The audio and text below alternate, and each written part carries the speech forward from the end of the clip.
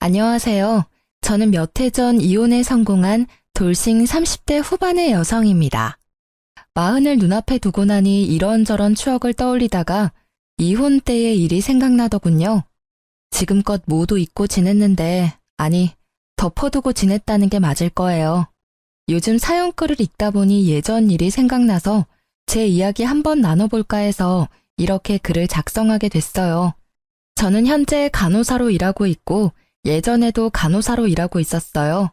남편은 지방에 있는 평범한 회사원이었고요. 무엇이든 평범한 저희들에게는 신기한 인연이 있었어요. 가끔 병원에서 일하는 젊은 간호사들은 환자분들한테 간혹 자기 아들이나 손주와 만나보지 않겠냐는 권유를 받게 돼요. 반은 떠보기 위한 말이니 보통은 거절하죠. 그런데 소개팅으로 남편과 만나 결혼을 하기로 하고 남편의 조부모님을 뵙는 순간 깜짝 놀랄 수밖에 없었어요. 병원 오실 때마다 우리 손주 만나보라고 하던 할머니셨거든요. 결혼 후 이 인연을 소중히 하자고 생각하고 5년을 잘 지냈어요. 사실 조모의 애정이 크다 보니 정작 시모와는 사이가 그리 가깝지는 않았어요. 그래도 제가 조부모의 사랑을 받는 걸 시댁에서는 싫어하지 않았죠. 서울 사람이 들으면 지명도 잘 모를 지방이긴 했지만 근방에서도 조부는 땅 부자, 알 부자로 주변 사람들에게는 알려져 있었거든요. 그래서인지 조부모와는 지금처럼 잘 지내길 바라는 눈치더라고요. 땅 상속에 유리할지도 모른다면서요. 그런 욕심이 나쁘다고 생각하진 않았어요. 솔직히 견물생심이라고 가까이 있으니 그런 마음이 생기는 거고 세상에 욕심 없는 사람이 어디 있겠어요? 주는 거면 감사히 받고 안 주더라도 원래 제 것이 아니니 원망할 일도 없는 거죠. 그렇게 저는 결혼 1년 만에 아들도 낳고 잘 지냈어요. 그런데 그 속담 아시나요? 미꾸라지 한 마리가 온 웅덩이를 흐린다는 속담. 그 미꾸라지 한 마리가 등장하고서 저와 시댁의 평화는 말 그대로 와장창 부서졌어요. 바로 결혼했던 남편의 누나 신우가 이혼 후 돌아오면서 모든 일이 시작됐어요. 저와 시댁 사이를 갈라놓는 유일한 미꾸라지가 바로 이 신우였거든요. 시모는 결혼 전 제가 간호사라는 걸 탐탁치 않아 했어요. 보통은 집에 의료계통 일하는 사람이 있으면 좋아하는데 유독 시모가 마음에 들어하지 않는 눈치라 왜 그런지 이유를 알아봤거든요. 그랬더니 시모 뒤에서 시모에게 이상한 이야기를 흘려놓는 사람이 있더라고요. 그 사람은 바로 신우였어요. 신우는 매번 올케가 바빠서 동생이 밥도 제대로 못 먹고 다닌다. 동생이 얼마나 시달렸으면 초췌하게 살이 쏙 빠졌다더라. 간호사들 원래 일 많이 해서 내조도 안 한다더라 등등 말도 안 되는 이야기를 시모에게 이야기하고 있더라고요. 그리고 결과는 시모의 잔소리로 이어졌죠. 저는 그러려니 했어요. 그냥 제가 더 잘하면 될 거라는 안일한 생각을 했던 것 같아요. 하루는 우리 애가 2살쯤 되었을 때 시모가 저와 남편을 시댁으로 부르더라고요. 그리고는 청천벽력 같은 소리를 하더라고요. 예, 오늘부터 네 누나 너희 집에서 살 거야. 그렇게 알고 준비해. 뜬금없는 통보였어요. 한 번도 이 일에 대해 이야기가 된 적이 없었거든요. 저는 당황해서 시모에게 말했어요. 어머님, 갑자기 무슨 말씀이세요? 형님이 저희 집에서 산다니. 그 말 그대로야. 너희들 집이 번화가에서도 가깝고 평수도 괜찮지 않니? 그렇기는 한데 너무 갑작스러운 이야기라서 저희도 방 하나 당장 비워야 하는데 이렇게 갑자기 이야기하시면 애가 아직 어려서 형님도 적응하기 힘드실 거고. 그래서 너는 싫다는 거니? 가족인데 그 정도도 못 해주겠다는 거야? 좋아. 며느리 네 생각은 잘 알겠다. 그러면 아들아, 네 생각은 어떠니? 너도 누나 집에 들이기 싫어? 결국 시모가 남편에게 물었고 남편은 손사래를 치며 답하더라고요. 그럴 리가 있겠어요. 누나 힘든 거 뻔히 아는데 우리가 도와줘야죠. 이 사람도 지금 육아 때문에 힘들어서 그런 것 같은데 걱정하지 마세요. 제가 육아랑 집안일 좀 더 도와주면 되죠. 말만 번지르르하게 한 남편 때문에 저는 지끈지끈 머리가 아파졌어요. 저렇게 말해놓고 한 번도 도와준 적도 없었거든요. 보지 않아도 알 수 있을 만큼 말만 뻔뻔하게 잘하는 남편 때문에 저는 속으로 한숨을 계속 쉬고 있었어요. 그래, 역시 가족은 가족이야. 며느리가 가족이 되려면 앞으로 시간이 오래 걸리겠구나. 그렇게 저를 단정 지으며 싸늘한 시선을 보내는 시모의 모습보다 뒤에서 심드렁한 표정을 짓고 있는 신우의 모습이 더 눈에 걸렸어요. 결국 어쩔 수 없이 6개월간 신우가 집을 구할 때까지만 우리 집에서 지내게 됐어요. 그런데 그때부터 계속 사건 사고들이 연달아 터지더라고요. 사람 하나가 늘어났을 뿐인데 해야 할 일들은 몇 배로 늘어났어요. 집을 어지르는 건 물론 자기 옷은 세탁도 하지 않고 밥도 챙겨 먹은 적 없이 제가 챙겨주는 밥 꼬박꼬박 받아 먹더라고요. 그뿐만이 아니에요. 제 물건과 옷을 말도 하지 않고 사용하는 바람에 저는 스트레스가 극에 달했어요. 저는 물건을 아껴 쓰는 편인데 신우는 제 것을 아무렇게나 막 쓰면서 자주 잃어버리기까지 했어요. 그렇게 잃어버린 제 물건이 손가락의 개수를 넘어갈 때쯤에는 저도 참을 수 없었어요. 그렇지만 무턱대고 뭐라 할 수 없었기에 몰래 안방에 홈캠을 달아놨어요. 제 물건은 모두 드레스룸에 넣어두기 때문에 남의 안방에 들어오지만 않으면 될 일이잖아요. 그렇게 홈캠을 달고 일주일도 지나지 않아 신우와 저는 한판 싸우게 됐어요. 저에게는 결혼 전날 조모에게 받은 물건이 있었어요. 그것도 시모 몰래 주신 중요한 물건이었거든요. 시할머니가 시집 올 때 받은 패물인데 그걸 저에게 주셨어요. 그만큼 제가 조모에게는 귀엽고 애정 있는 손부였다는 뜻이었겠죠. 그래서 저도 그걸 안방 이불장 안쪽에 몰래 넣어뒀어요. 다른 장신구들은 화장대에 있는 장신구함에 넣어뒀으니 설마 도둑이 들더라도 이런 곳까지는 뒤지지 않을 거라 생각해서 숨겨둔 아주 중요한 물건이었어요. 그런데 그게 사라졌더라고요. 저는 너무 놀라 홈캠을 돌려봤어요. 제가 출근한 다음에 신우가 들어와 옷장을 뒤졌더라고요. 마치 도둑처럼 말이죠. 저는 그걸 확인하고는 당장 신우를 찾았어요. 신우는 시댁에 갔다고 하더라고요. 저는 신우가 올 때까지 기다리지 않고 시댁으로 찾아갔어요. 솔직히 말해서 시모에게 신우의 행동을 알려주고 싶다는 생각도 있었어요. 그래서 빨리 신우를 내보내고 싶었거든요. 시댁에 갔더니 신우가 거실에 있더라고요. 형님, 저랑 이야기 좀 해요. 무슨 이야기? 나는 할 말 없는데? 저는 할 이야기가 많아요. 이때까지 제 옷이며 가방 없어질 때도 참았거든요. 그런데 이건 좀 아니죠. 어떻게 도둑처럼 장 안을 뒤져서 물건을 가져갈 수 있어요? 도둑? 옳게. 무슨 말을 그렇게 해? 내가 자기 물건 좀 썼다고 해서 그런 식으로 말하는 게 말이나 돼? 옳게 내 집에 얹혀 산다고 나 지금 꼽주는 거니? 어이가 없어서? 그냥 내가 꼴 보기 싫으면 꼴 보기 싫다고 말해. 시댁이라서 말 못하니? 물건을 좀 쓰신 게 아니죠. 가져가면 다시 돌아오질 않잖아요. 게다가 이번에 가져가신 물건은 명백하게 장을 뒤져서 가져가신 거예요. 아니, 어떻게 집주인이 감춰둔 물건을 뒤져서 가져가실 수가 있어요? 결국 제 입에서 큰 소리가 터져나오고 안쪽에서 난리가 났더라고요. 방에서 나오는 시모의 얼굴 뒤로 조모의 얼굴도 보였어요. 저는 아차 싶었어요. 이런 모습을 보여드리고 싶지 않았으니까요. 게다가 조모에게 받은 걸 잃어버렸으니 제 표정을 본 건지 신우의 얼굴이 당당해지더니 그 피해자처럼 굴더라고요. 엄마, 올케가 나 도둑으로 몰았어. 아니, 같이 사니까 옷이 섞이거나 물건이 섞이는 건 어쩔 수 없는 거 아니야? 그걸 보고 이렇게 시댁까지 와서 큰 소리 치고 올케는 도대체 뭐 하는 사람이야? 올케야말로 무고한 사람을 범죄자로 몰잖아. 내가 그렇게 싫었어? 나도 그렇게 오랫동안 올케네 집에 있을 생각 없었어. 상황이 안 돼서 좀 길게 있는 것뿐인데 왜 매번 이렇게 나를 도둑 취급하는 건데?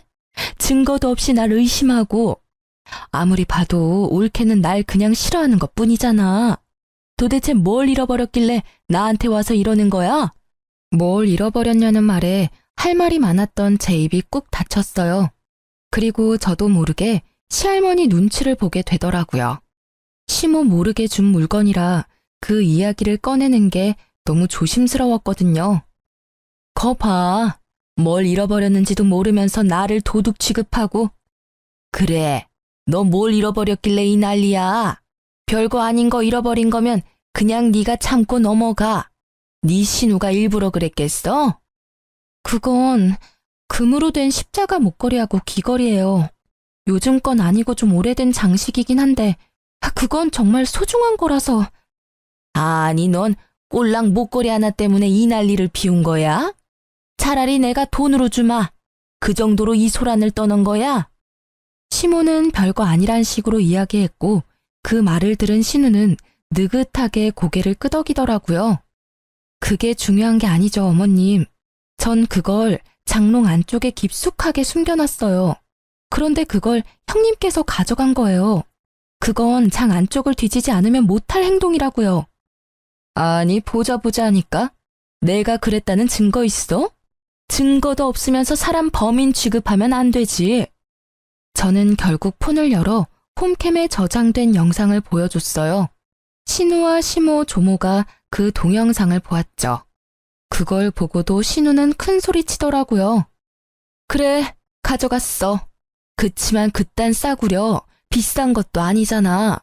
같이 살면 빌려줄 수도 있는 거고. 솔직히 뒤져서 가져갔든 우연찮게 가져갔든 가족인데 이렇게 의심해서 홈캠까지 설치하고. 진짜 치졸하다. 어떻게 이렇게 사람을 함정에 빠지게 만들어? 그래, 너도 좀 너무했다. 물건이 없어지는 게 아무리 싫어도 이런 식으로 사람을 시험하듯이 카메라를 설치하고 그러면 안 되지. 그리고 그런 거 설치했으면 말을 해줬어야 되는 거 아니야? 네가 그걸 설치했다고 했다면 얘도 더 이상 그런 행동은 안 했겠지. 저는 시모의 말에 더 어이가 없었어요. 그게 무슨 말씀이세요? 제가 카메라를 설치하든 말든 카메라에 대해 말하든 말든 그런 행동은 전혀 해서는 안 되는 나쁜 일이죠. 다른 사람의 물건에 손을 대면 안 된다는 거는 기본적인 거라고요. 저만 이 상황이 이상한 거예요? 정말 이상했어요. 시모도 신우도 그걸 전혀 이상하다고 생각하지 않는다는 것이요. 그렇지만 그곳에는 조모도 같이 계셨잖아요. 결국 조용하게 듣고만 있던 시할머니가 신우에게 말했어요. 너 저 물건 정말로 가져갔니? 잠깐만 빌릴 생각이었어요. 솔직히 그렇게 예쁘고 귀한 것도 아니고 왜 장 안에 숨겨놨는지 이상할 정도로 옛날 물건이었다고요. 저도 눈이 있는데 그딴 걸 하고 싶었겠어요? 그럼 대체 왜 가져간 거예요? 디자인도 옛날 거고 예쁘지도 비싸지도 않은데 그냥 놔두셨으면 될 일이고 애초에 뒤지지만 않았어도 그냥 올케가 애지중지하는 거라 궁금했던 것뿐이야. 그럼 지금 당장이라도 돌려줘요. 그딴 거 어디 있는지 내가 알게 뭐야? 그게 뭔데 나한테 이러는 건데? 그거 내가 손부 결혼식 전날에 너희들 몰래 준 폐물이다. 내가 물려받아서 가지고 있던 거 그거 줬어. 그러니까 지금 당장 내놓는 게 좋을 거야. 네 눈에는 싸구려처럼 보여도 나는 그걸 내 시어머니한테 물려받았으니까. 시할머니의 말에 신우는 물론 시모의 얼굴까지 하얗게 질렸어요. 저는 잃어버린 것도 죄라는 마음으로 고개를 숙였어요. 그런데 조모의 말에 신우의 변명이 더 웃겼어요. 할머니, 제가 그냥 판 거 아니에요. 올케가 나한테 돈을 안 줘서 그런 거라고요. 집에 돈이 있는데 나한테 한 푼도 안 주니까. 너 지금 그걸 말이라고 하는 거니? 애미야, 너는 도대체 딸 자식 교육을 어떻게 시킨 거야? 올케 돈이 네 돈이니? 거기다 돈 맡겨놨어? 지금 그 집에 식충이처럼 들어가 살면서 숙박비 한 푼도 안 주는 네가 돈을 왜 요구해? 조모의 호통에 시모의 어깨가 더 쪼그라들었죠.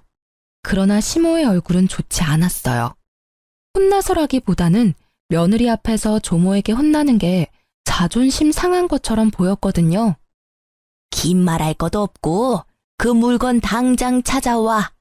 어디다 팔았는지는 모르겠지만 그거 안 가져오면 우리 재산은 너희 집에 한 푼도 안 줄 거야. 결국 상속이라는 히든 카드를 꺼내들자 시모의 얼굴이 더 급해졌어요. 얘, 너 어디다 팔았는지 빨리 말해. 이러다가 진짜 네 아빠한테 혼날지도 몰라. 어서. 아이씨, 왜 나만 갖고 그래? 내가 뭘 그렇게 잘못했다고. 그렇게 따지면 우리한테 아무 말 안 하고 올케한테만 그 귀한 걸 물려준 할머니한테도 잘못 있는 거 아니냐고. 얘가 정말 못하는 소리가 없어 할머님한테. 그래, 말 잘했다. 네가 이러는 걸 내가 모를 줄 알았냐? 그래서 그 귀한 걸 너희한테 안 물려준 거다. 그리고 너 당장 그 집에서 나와. 애미 너는 책임지고 네 딸 집에 붙들어 놔. 결국 신우는 조모의 말 한마디로 저희 집에서 나가서 시댁에 들어가게 됐어요. 그러나 신우와 시모는 제가 조모의 사랑을 더 많이 받는다는 것과 저 때문에 그들이 조모에게 찍혔다는 말도 안 되는 이유로 저를 더 경계하더라고요. 게다가 이 사실을 알게 된 남편은 그 와중에 저를 탓하더군요. 조용히 넘어갈 수 없었냐고요. 그렇게 한 소리 들었지만 저는 몸과 마음이 너무 홀가분했어요. 신우가 집에 없다는 이유만으로 저는 마음의 위안을 얻었어요. 그리고 그렇게 신우가 나가고 평화를 되찾은 줄 알았던 제게 다시 한번 큰일이 닥쳤어요. 이번에는 시댁이 아니라 친정이었죠. 아버지가 지병으로 수술을 받아야 하셨거든요. 어려운 수술에 아버지는 보험도 크게 들어놓지 않아서 수술비가 꽤 모자라겠더라고요. 결국 돈이 부족해서 남편에게 부탁했어요. 여보, 혹시 모아놓은 돈 좀 있어? 내가 모은 돈으로는 아빠 수술비에 많이 모자라서. 뭐? 난 모아놓은 돈 없는데? 딱 이 말이 끝이었어요. 많이 나쁘시냐, 어떤 수술이냐 물어보지도 않더라고요. 그러지 말고 여기저기 한번 알아봐줘. 나중에 내가 다 갚아줄게. 한 번만 좀 도와줘봐. 아니, 도와줄 방법이 없는데 어떻게 도와줘? 나도 지금 먹고 죽을래도 없는데 어디다가 빌려? 엄마는 이미 너한테 빈정상한 지 오래라 안 빌려줄 것 같고. 그러면 당신만 괜찮으면 엄마를 우리 집에서 모실 수 있을까? 엄마네 집을 팔고 그 돈으로 수술비하고 남은 걸로 전세 얻으면 될 것 같거든. 그때까지만이라도 우리 집에서 엄마 모시면. 뭐? 장모님을 어떻게 모셔? 난 내 집에 다른 사람 있는 거 불편해서 안 돼. 게다가 장모님이라니. 넌 내 생각은 안 해? 아무리 봐도 나는 불편한 관계일 수밖에 없잖아. 기분이 너무 나쁘더라고요.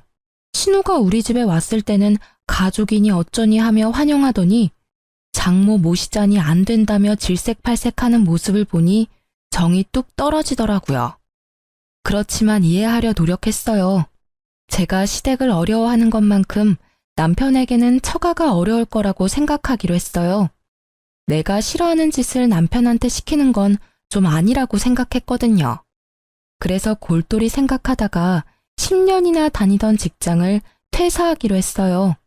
돈이 필요해서 일을 그만둔다는 것 자체가 무척 부끄러운 일이지만 아버지가 아프니까 어쩔 수 없잖아요. 그리고 그렇게 퇴사를 하고 받은 퇴직금을 아버지 수술비에 보탰어요. 그렇지만 결국 아버지는 돌아가시고 말았어요. 저는 아픔과 슬픔을 동시에 느꼈지만 그와 함께 분노도 같이 느껴야 했어요.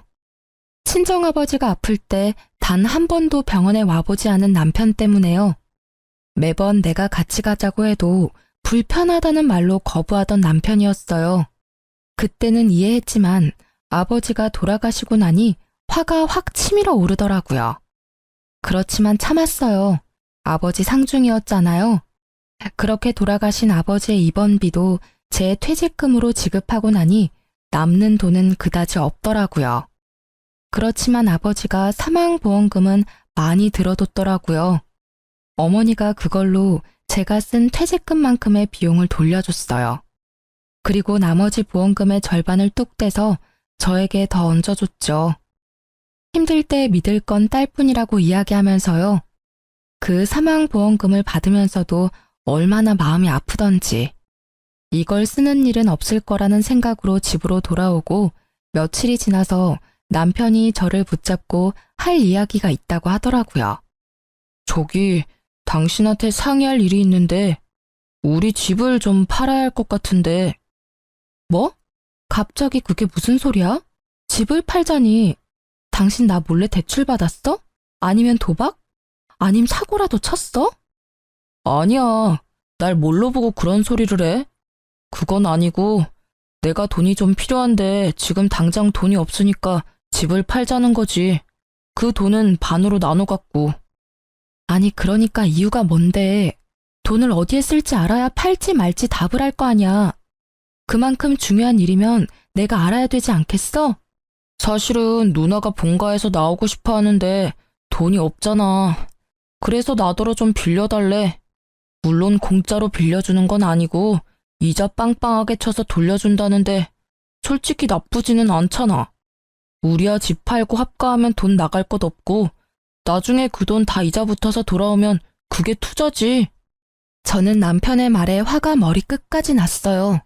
본가에서 나오고 싶다는 신우의 말에 여기까지 휘둘리는 남편의 모습을 보고 어이가 없었어요. 미쳤어?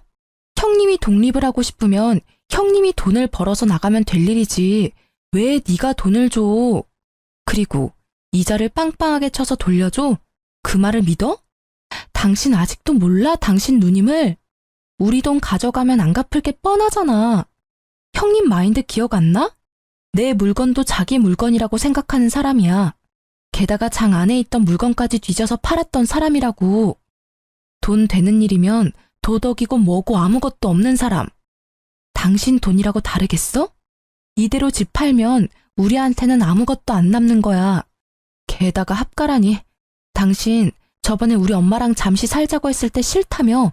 나도 싫어. 시어머니 모시고 사는 거 싫다고. 나한테는 가족이잖아. 그리고 누나도 그런 마음으로 당신한테 그런 거 아니라고. 뭐 합가가 싫으면 장인어른 사망보험금 받은 거 나눠주면 우리 집 안 팔아도 되긴 해. 그럼 합가 안 해도 되고. 말 조심해. 제정신이야? 네가 설마 제정신으로 장인어른 사망보험금 이야기 꺼낸 건 아니지? 아버지 아플 때 와보지도 않았던 게 너야. 세상 모든 사람이 그 돈에 대해 이야기할 수 있지만 너는 안 되지. 네가 우리 아빠 보험금 이야기 꺼낸 것부터가 잘못된 거라고. 내가 일부러 안 간 건 아니잖아. 나도 미안하게 생각하고 그래. 그치만 이미 지난 이야기고 이미 돌아가셨으니까 하는 말이지. 그렇다 해도 그 돈은 네 돈이 아니라 내 돈이거든? 그걸 네 마음대로 뭘 하자마자 할 게 아니라고. 화를 내다 보니 갑자기 그런 생각이 들었어요. 남편은 꽤나 단순한 사람이거든요. 아버지의 사망보험금 이야기를 이렇게 꺼낼 리가 없어요. 만약 이걸 원했으면 처음부터 그 보험금 이야기부터 했겠죠. 대화의 처음은 보험금이 아니라 신우의 독립자금이었으니까 그때 생각이 났어요. 합가는 밑밥으로 뿌리고 원래 원했던 게 보험금이라면 이걸 계획한 사람은 신우일 것이라는 확신이 생겼어요. 설마 형님이 당신한테 시켰어? 우리 아버지 사망보험금 가져오라고? 아니야. 우리 누나가 왜 그런 소리를 해? 넌 진짜 가족애를 몰라. 사람이 덜 됐다고. 누나를 왜 그런 식으로 몰아가는 건데? 그리고 장인 어른은 돌아가셨지만 누나는 살아있잖아. 남편의 그 마지막 말에 있던 미운 정도 뚝 떨어진 저는 시댁에 가서 단판을 짓기로 했어요. 그런데 그곳에도 제 편은 없더라고요. 형님이 이 사람한테 저희 아버지 사망보험금 가지고 오라고 시켰어요? 그게 무슨 말이야? 생사람 잡지 마. 나 그런 소리 한 적 없어. 옳게도 진짜 너무하네. 아니, 시부모님 모시기 싫으면 싫다고 하면 될 일이지. 왜 여기까지 와서 나한테 딴지 거는 건데? 그걸 몰라서 물으세요. 솔직하게 말해서 이 사람 우리 아버지 사망보험금 있다는 거 알았어도 그다지 신경 안 쓰고 있었거든요. 그런데 그걸 누나 집 사는데 사용하자고 하니까 이상하잖아요. 이때까지 신경도 안 쓰던 돈을 갑자기 지금 이야기할 이유가 없으니까요. 예, 너 아무리 신우가 편해도 이렇게 갑자기 와서 이러는 건 예의가 아니라는 생각 안 하니? 무슨 애가 예의도 모르고 갑자기 찾아와서 이런 짓을 해? 그리고 합가 이야기 나도 들었지만 네가 이런 식이라면 내가 더 싫다 얘. 사람을 무슨 보험금 노리는 나쁜 사람들로 몰아? 그냥 시부모 모시기 싫으면 싫다고 말을 하면 되지. 이런 식으로 구는 건 너무하다는 생각 안 하니? 이 일을 일으킨 신우에 대한 잘못을 이야기하는 사람은 아무도 없고 이곳까지 와서 신우에게 따진 저를 시부모 모시기 싫은 며느리로 몰아가더라고요. 결국 저는 참을 수가 없었어요. 알았어요. 저도 이런 일로 이렇게 부딪히는 거 더 이상 피곤해서 안 하려고요. 당신, 우리 이혼해. 나는 합가 못하고 아버지 보험금도 못 줘. 그러니까 이혼하고 재산 분할해. 그리고 나서 그 돈으로 당신이 형님한테 돈을 주던지 말던지 알아서 해. 당신도 알겠지만 이 이혼의 원인은 당신한테 있으니까 나는 절대로 애는 안 뺏길 거야. 제 말에 남편이 먼저 반응했어요. 뭐? 이혼하자고 하면 내가 무서워할 줄 알았어? 해! 내가 왜 못해?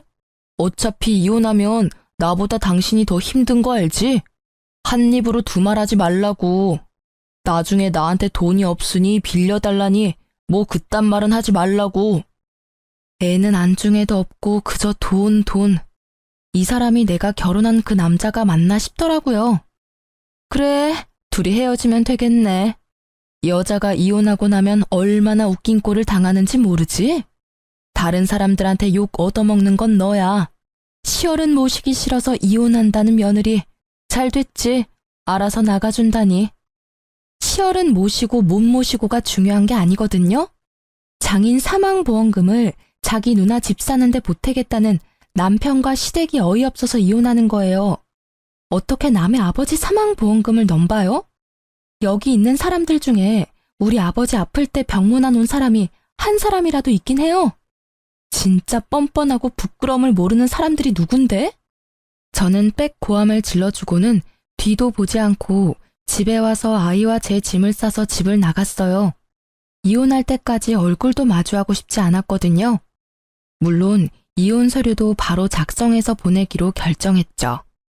그렇게 나오니 화는 여전했지만 그래도 조금은 속이 편했어요. 그 인간들 얼굴 안 봐도 되니까요. 이혼 과정도 순탄치만은 않았어요. 소송 중에 남편은 저를 가족에 충실하지 않은 아내로 몰아가더라고요. 그래서 저는 신우와 남편, 시모의 괴롭힘을 이혼 사유로 밀고 나가기로 했어요. 이때만 해도 남편의 조부모님은 우리의 이혼 소송을 알지 못하는 상황이었어요. 안 봐도 눈에 훤했죠. 제가 조모에게 관심받는 걸 아는 시모가 어떻게든 그걸 숨긴 거겠죠. 아마 결과가 자기들한테 좋게 나오면 이야기하려 했을 거예요. 그렇지만 그렇게 되기 전에 조부모님과 저는 우연한 기회로 다시 만나게 됐어요. 바로 저의 새로운 직장에서요. 제가 퇴직하고 직장 자리를 알아보던 중에 요양병원을 소개받아 일자리를 옮기게 됐거든요. 그런데 그곳에 조모와 조부가 찾아오셨더라고요. 물론 제가 있어서 온 건 아니어서 저를 보시고는 깜짝 놀라셨죠. 보니까 다른 보호자를 데리고 오지 않은 것 같더라고요. 그날 조모는 초기 치매를 진단받았어요. 조부는 제가 이 병원에 있는 걸 보더니 조모를 이곳에서 케어하길 바라더라고요. 아무래도 최근 노환으로 거동도 많이 불편해지는 바람에 집에서 돌보실 수 없는 상황이 된 것 같았어요. 그래서 저는 여기 모시면 제가 최대한 손 닿는 데까지는 잘 보살펴 드리겠다고 했죠. 조부는 그걸 고마워하고 입원 수소까지 마쳤어요. 그렇게 조모가 입원하고 한 달이 되고 결국 조부를 제외한 어느 누구도 병원을 찾지 않더라고요. 그런데 딱 한 달이 되는 날에 병원으로 가족들이 우르르 찾아왔더라고요.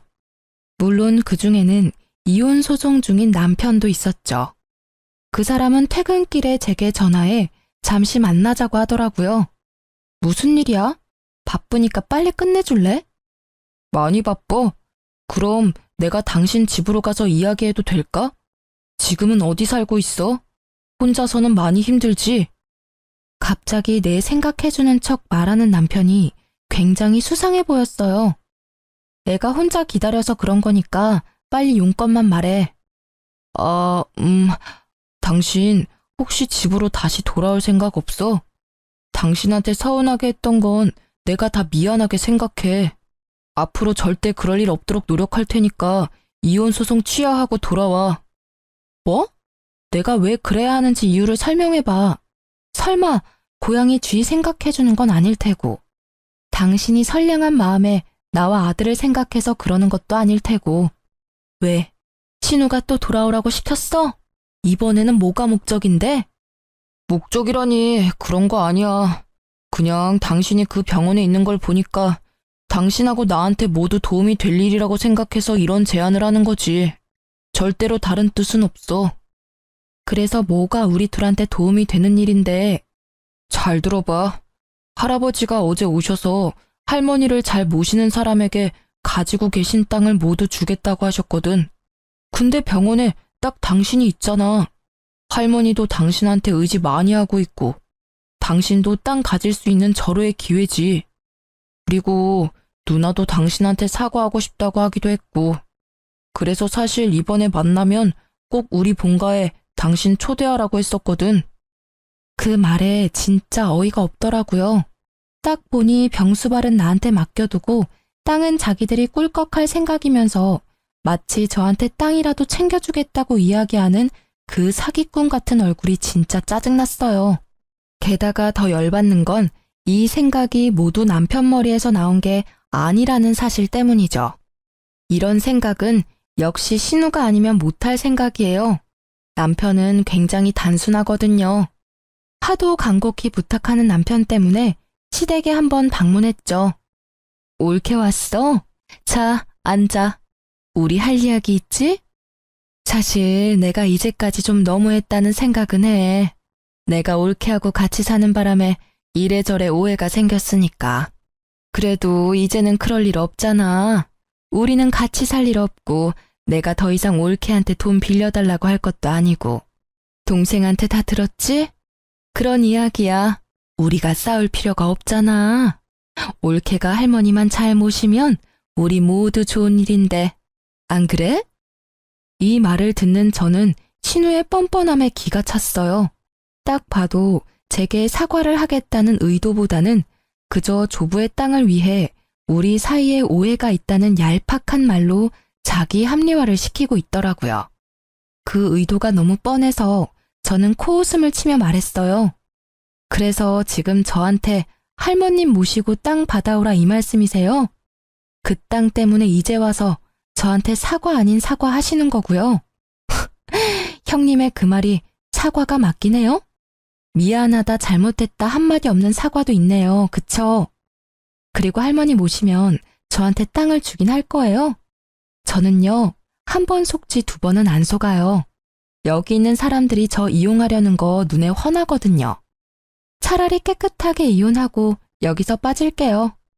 잘 됐네. 우리도 올케 입장 확인했으니까 됐어.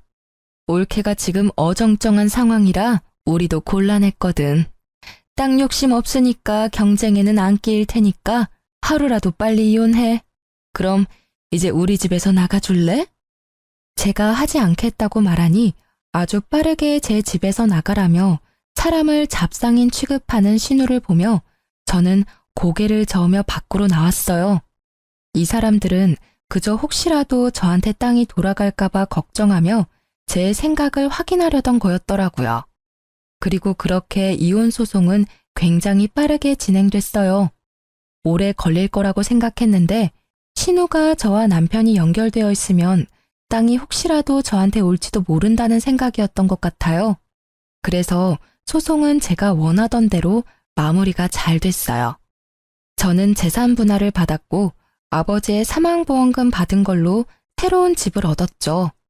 그런데 얼마 지나지 않아 그 사람들이 그렇게 걱정하던 일이 제게 벌어졌어요. 조부가 저를 댁으로 부르더라고요.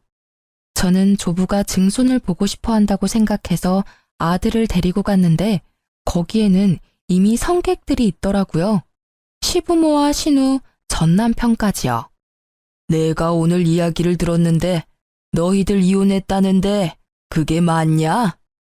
네, 할아버지. 저희 이혼하고 이제 남입니다. 그런데 이 사람은 왜 부르셨어요? 그래, 그게 사실이었구나. 그렇다면 내가 가진 땅 하나를 손부에게 줄 생각인데. 할아버지, 말씀은 똑바로 하셔야죠. 손부라니, 여기 손부가 어디 있어요? 쟤는 남남이라고요. 동생이랑 이혼하고 아무것도 아닌 사람이요. 그렇다고 저기 있는 증손이 내 핏줄이 아닌 건 아니지 않냐? 안 그러냐? 그 말에 아무도 대답을 못했죠. 결국 제가 말을 했어요. 할아버님, 그 땅은 안 받을게요. 그러지 않으셔도 할머님은 잘 모실 테니까 저한테 그럴 의도로 주시겠다는 거면 저는 안 받을게요. 너도 내 말을 못 알아듣는구나. 나는 너에게 땅을 주지만 내가 너에게 땅을 주는 건 네 아들인 내 증손한테 주는 거야. 그러니까 네가 받겠다 안 받겠다 할 게 없는 거지. 조부의 그 말에 저는 할 말이 없더라고요. 결국 신우가 그 말에 화가 뻗쳤는지 저에게 소리치더라고요. 이 여우 같은 게 할아버지를 어떻게 꼬신 거야? 너 일부러 그 요양병원 간 거지? 그래서 할아버지 할머니 오기 기다린 거지? 다 계획적인 거 아니야? 설마 이런 걸 예상하고 친권 받아간 거니? 저는 이 상황이 그냥 웃겼어요. 조부가 주겠다는 땅은 아주 작은 평수의 노른자 땅도 아니었어요. 당시에는 시가도 얼마 나가지 않는 땅인데 그걸 빼앗겠다며 마치 제가 술을 쓴 것처럼 말하더라고요. 결국 조부의 입에서 호통이 터져 나왔죠. 조용히 못해? 이 집구석을 이렇게 엉망으로 만든 게 누군지 내가 몰라서 잠자코 있는 줄 알아? 어디서 네 할머니 열심히 보살피는 손부한테 그런 막말을 짓거리는 거야? 네 할머니 입원하고 병원 찾아간 사람이 여기 누가 있냐? 병원 한 번을 안 온 것들이 땅 이야기에 벌떼같이 달려드는 걸 보니 속이 타. 할아버지, 오해하고 있으신 거예요. 저희도 찾아갔는데 할아버지가 모르시는. 거짓말 좀 작작해라. 내가 바본 줄 알아? 너희 할머니가 치매라서 완전히 간 줄 알지? 아직 초기라서 멀쩡할 때가 더 많아. 너희들 하는 걸 보니 나 아플 때 병원 들어가면 너희들이 어떻게 할지 눈에 뻔히 보여. 내가 손부에게 땅을 준 건 너희들에게 보내는 경고야. 이번에 새로 유언장을 작성했고 거기에는 내가 죽을 때까지 나를 가장 잘 돌본 사람에게 내 전 재산을 물려주기로 했다. 그러니 그렇게 알고 있어. 조부의 말에 그 자리는 정적으로 가득 찼어요. 저를 탓하는 게 중요하지 않다는 걸 이제야 깨달은 가족들은 서로 눈만 굴리며 어떻게 해야 그 땅을 받을 수 있을지 생각하고 있는 것 같더라고요. 결국 그날 이후로 시댁 식구들은 제게 연락을 안 했어요. 그렇지만 전 남편은 제가 조모와 조부를 잘 모실 수 있다 생각한 건지 매번 연락해왔어요. 다시 한번 잘 생각해봐. 우리가 다시 합치면 할아버지 땅 고스란히 우리한테 들어올 거라니깐. 이것도 형님이 시켰어? 참 당신도 변함없다. 나는요, 장인어른 아플 때 코빼기도 보이지 않은 너 같은 인간하고 같이 사는 건 지옥이라고 생각하거든요. 그러니까 여기서 시간 낭비하지 말고 다른 여자 찾는 게 더 빠를 거야. 결국 그 뒤로 남편은 연락을 뚝 끊었어요. 그 몇 년 후 조모는 돌아가시고 조부도 병원에 입원하게 됐어요. 가족들의 반발에도 조부는 제가 있는 요양병원에 오게 됐죠. 시댁 식구들은 돌아가며 조부의 병문안을 오더라고요. 그 와중에 전 남편은 재혼을 해서 재혼한 아내를 데리고 왔더라고요. 알고 보니 요양보호사 자격증이 있더라고요. 그 여자가 아침부터 저녁까지 조부를 케어하더라고요. 딱 보니 그렇게 하면 조부의 땅을 자신이 가질 수 있을 거라 생각한 것 같더라고요. 자기는 온 지 10분도 안 돼서 바쁘다며 나가버리는 주제에. 그리고 한 달 뒤 전 남편이 조부를 보러 왔을 때 조부가 말하더라고요. 너는 네 아내만 보내면 네가 땅을 받을 수 있을 거라 생각한 모양인데 만약 계속 이렇게 손부만 보낼 시에 그 땅은 네 손부 명의로 줄 거다. 너한테는 한 푼도 안 줄 거야. 네가 나를 돌본 게 없으니 한 푼도 줄 필요가 없겠지. 안 그러냐? 결국 그 조부의 말에 대리인을 내세워 조부를 케어하던 시댁 식구들은 부랴부랴 병문안을 매일 번갈아가며 경쟁적으로 오더라고요. 그 전 남편의 재혼한 아내의 일도 알고 보니 형님이 그렇게 조종한 거였더라고요. 그 뒤로 조부는 요양원으로 들어가게 됐고 꽤 한참 뒤에 조부의 소식을 들었어요. 알고 보니 조부는 이미 자신의 모든 재산을 사회에 환원하기로 결정한 상태였더라고요. 일부러 가족들의 버르장머리를 고치려고 그런 거짓말을 해서 마지막까지 자신을 돌보도록 만든 거였더라고요. 결국 조부 임종 직후 자신들에게 떨어질 것이 단 하나도 없다는 걸 알게 된 가족은 닭 쫓던 개의 신세가 된 거였어요. 특히 조부 재산만 믿고 돈을 펑펑 쓰던 형님은 모든 것을 잃고 시댁에 다시 돈을 벌렸는데 시댁 또한 조부의 재산이 없다는 걸 알고서는 형님에게 줄 돈이 없다며 집에 오지 말라고 매몰차게 대했대요. 알고 보니 형님이 시댁에 갈 때마다 비싼 물건을 몰래 가져가 팔아버리는 바람에 집에 들어오지도 말라고 했다고 하더라고요.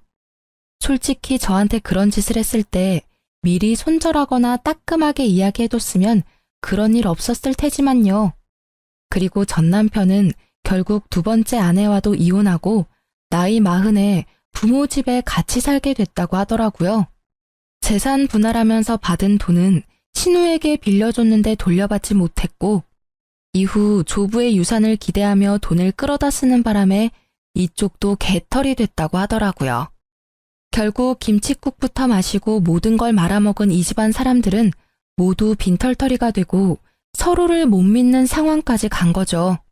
이후에 우연한 기회에 전 남편을 만나게 됐는데 엄청 후회하고 있더라고요. 그때 당신이 울었던 것 같아. 누나 말을 듣지 말았어야 했어. 내가 빌려준 돈은 여전히 갚지 않고 있고 나로도 모자라 어머니 아버지 재산까지 축 내고 있으니 내가 그때 왜 그랬는지 모르겠어.